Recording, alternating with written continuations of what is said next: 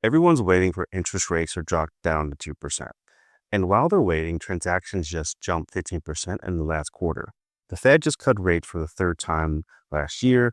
The Fed funds rate is now at 3.5%. And here's what no one's talking about. This might be the floor. Not 2%, not the pandemic era rates everyone's nostalgic for, 3.5%. And the investors who understand this are already moving. The ones who don't, they're about to get priced out of 2026. I'm Justin, a broker multifamily deals in Virginia markets, Richmond and the Hampton Roads, and part of my job is reading the data that most operators won't see until it's already moved the market. This week, our company released a December financial markets brief, and buried in this corporate research document is something changes the entire 2026 playbook. It's not just about rates going down, it's about who's actually on the floor and who's still sitting on the sidelines waiting for something that's not coming. In this video, I'm going to show you three things. One, why the Fed's 3.5 rate might actually be the bottom and what that means for your 2026 strategy.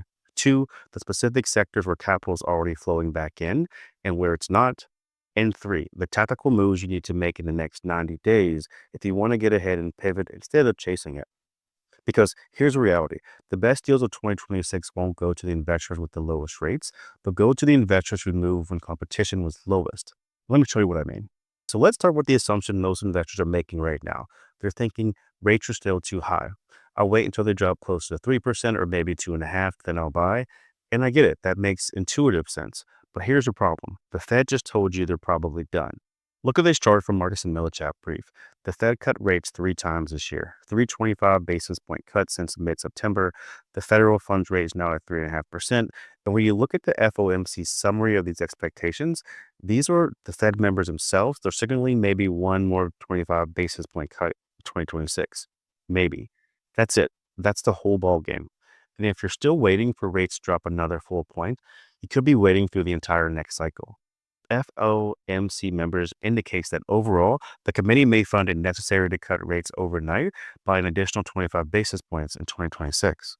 Now, here's where it gets interesting. While everyone's waiting for rates to drop, the market's already started moving. According to this brief, the number of closed transactions across major property types is up more than 15% this year compared to 2024. Lenders are competing for the best assets again. Spreads are tightening, and capital is flowing back into commercial real estate-focused investment funds. Translation, the smart money isn't waiting, they're buying now. And here's why. They understand something most operators miss. And it's not about getting the absolute lowest rate, it's about buying when you have the least competition for the best assets. Right now, half the market is still sitting on the sidelines waiting for perfect conditions. But by the time rates drop another 25 basis points, if they even do, every one of those sideline investors floods back in. Suddenly you're in a bidding wars again. Suddenly cap rates compress. Suddenly the deal that penciled at 6.5 cap rate last month is trading at 5.8%, and you're the one getting outbid. But what about the doom and gloom headlines? Offices dead, industrials overbuilt, multifamily rent growth is flat. Let me show you what that data actually says, because this is where most investors get wrong. First, office. The narrative is that office is dead. Remote work killed it. Nobody's leasing space, but here's what just happened. 127 million square feet of office space has been absorbed on net since March 2024. It's not a typo. 127 million square feet. Why? Because workplace attendance is increasing. Companies are calling people back, and delivery pipeline for new office space in 2026 is at a 25-year low. What does that mean? It means vacancy rates are declining, which means office investment is becoming viable again. And here's the thing. Private investors, who account for about half of the recent buyers, are benefiting from less competition because the big institutional players are still spooked. And that's opportunity. Second, industrial. Yes, industrial vacancy has doubled over the past 3 years because of construction wave. But here's what that headline misses. The vacant space is concentrated in larger properties in select markets. So if you're looking at smaller footprint industrial and less built out metros, vacancy is much lower. And industrial cap rates are now averaging in the upper 6% range, which is significantly higher cap rates equal better entry points for investors. Now let's talk about my favorite, multifamily, because this is the part that changes everything for 2026. See, Fannie Mae and Freddie Mac just announced a 20.5% increase in their lending caps for 2026. That's not a modest bump. That's a signal that agencies are going to be way more competitive next year. Here's why that matters. When Fannie and Freddie increase their lending capacity, it means more available capital for multifamily deals. More capital equals more competition among lenders, equals better loan terms for you. And when you combine that with a 15% jump in transactions and a 3.5% Fed funds floor, you start to see the picture. The 2026 market isn't about waiting for rates to drop. It's about positioning yourself now while capital is flowing back in, but competition is still low. So here's what this all means for you. If you're waiting for the perfect rate environment to buy, you're already late. The pivot happened, transactions are up, capital is moving, the Fed signaled they're done cutting. The investors who win in 2026 are the ones who understand this. You don't buy rates, you buy moments in this cycle. In this moment, right now, Q1 or 2026, is when you have the least competition for the best assets. Here are the three moves you need to make in the next 90 days. Move number one, stop watching the Fed funds rate. Start watching the 10-year Treasury.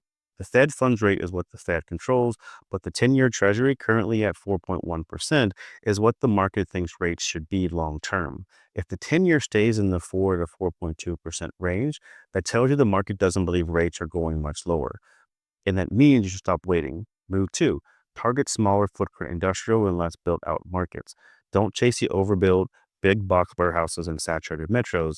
Look for the 20,000 to 50,000 square foot properties in secondary markets where vacancy is still tight. And move number three, pay attention to where the office corner is being turned. Office isn't dead, but it's market specific. Look for metros with strong workplace attendance trends and limited new supply. Anyone in Those are the markets where office will surprise anyone in 2026. Here's what I've learned after broking of multiple deals through different cycles. The investors who wait for perfect conditions never buy. Because by the time conditions feel perfect, the opportunity is gone. 3.5% Fed funds floor isn't what you hope for, but it's what you've got. And the investors who understand that, who move now while everyone else is still waiting, those are the ones who look back in 2027 and say, I bought at the exactly right time. All right, so you just learned the macro data for 2026, but here's the thing. Knowing the Feds at 3.5 doesn't help you if you don't do or know where to look and actually find deals. In the next video, I'm breaking down specific submarkets in Richmond and the Hampton Roads where price cuts are hitting the hardest and where you can still find value plays before the competition wakes up. Watch that next. Links in the corner.